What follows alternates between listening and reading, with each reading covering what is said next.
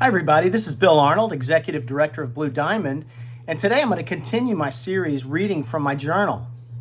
This is Chapter 2, June 2004. At 8 a.m. on June the 28th, as I peered sheepishly between the cracks in the door to the bull hall, I could see the scouts milling about, getting ready for formation.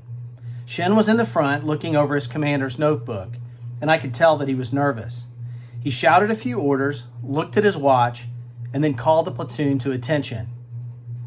I opened the door and walked quickly to my post, 3 paces in front of Shin, centered on the platoon. "Scout platoon, all present," he shouted. When I responded, "Take your post," Shin executed a left face and took his post at the rear of the formation. And with that simple action, the scouts were on active duty. Our civilian lives were officially on hold. It was the first time that I had seen the scouts in their coyote brown desert utility uniforms. We had always worn the green woodland version. Everyone looked fresh and clean, shaven, high and tight haircuts, and brand new boots. The scouts were giddy, but that hid an anxiety and a feeling that they were really not sure what lay ahead. And I must admit, I felt the same way. I gave the platoon the order to stand at ease. Understanding that they were a bit unsure, I decided to speak to them in the only way that I knew how, using a decisive but fatherly tone, which always seemed to work best for the scouts. As mature men, they deserve to know the truth on all matters and to be led in a respectful way befitting their experience. I saw no reason to shout at them or to act as though I knew all the answers. No one knew all the answers.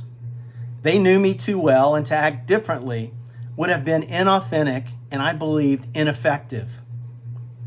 I remember exactly what I told them. First, I welcomed them to active duty. I then explained that I was proud that they were all present and that they looked sharp as I expected. I said that we were fortunate to have been given the opportunity to serve our country in ways that few are able. I also told them that America was very fortunate to have the scouts acting in its defense. I meant that then, and I still do now.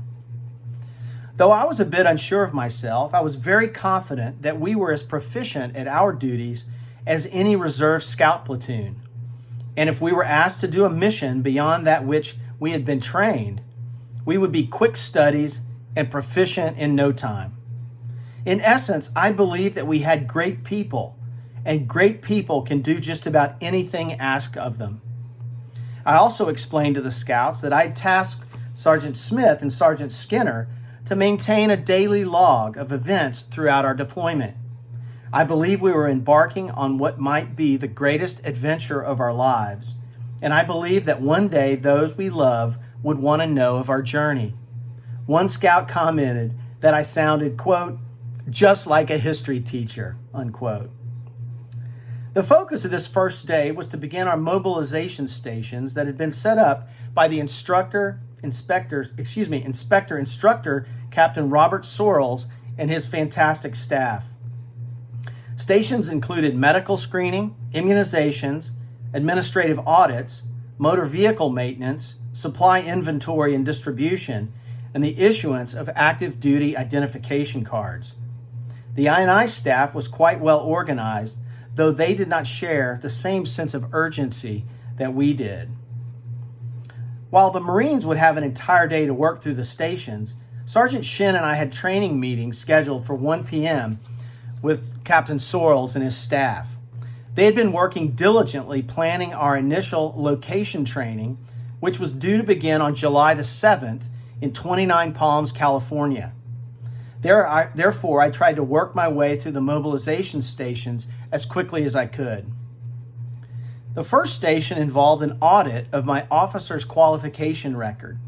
Specifically, I had to ensure that my record of emergency data, known as the RED, was correct. The RED is important in the event of death and includes next of kin information, notification instructions, and payment options for the military-provided life insurance.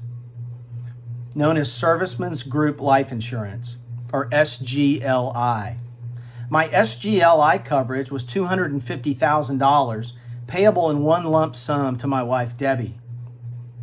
I also looked over my basic individual record and basic training record and ensured that they were correct.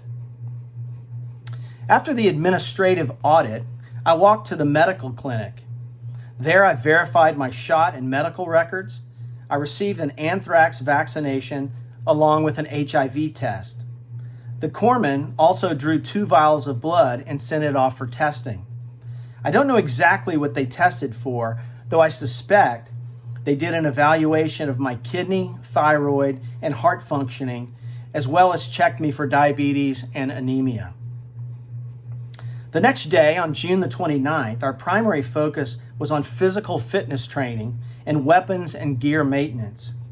I worried that many of the scouts lacked the necessary physical endurance for extended combat operations. I was correct, though they were enthusiastic nonetheless. We completed a 4.5-mile run by vehicle crew and debriefed afterward. I explained to them that we would continue to do long-distance running in the heat. I knew that we needed to build up a reservoir of endurance, as well as develop what I called a routine of discomfort.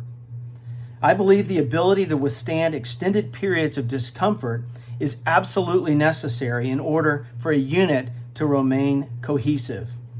Otherwise, people complain.